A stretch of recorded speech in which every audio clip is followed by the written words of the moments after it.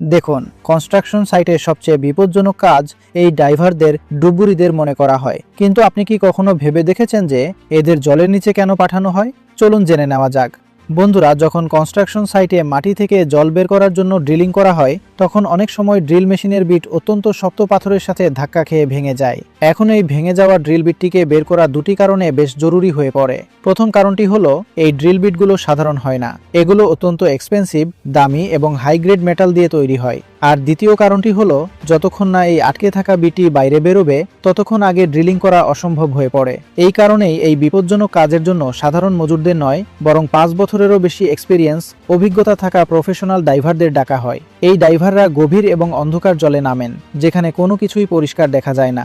এমন পরিস্থিতিতে এই লোকেরা কেবল নিজেদের অভিজ্ঞতা এবং হাতের উপর ভরসা করে এই বিপজ্জনক কাজটিকে পরবর্তী ভিডিও মিস করতে না চাইলে সাবস্ক্রাইব করুন আর ফেসবুকে ফলো দিয়ে পাশে থাকুন। আপনার একটি লাইক ও সাবস্ক্রাইব আমাদের নতুন ভিডিও বানাতে দারুণ অনুপ্রেরণা দেয়।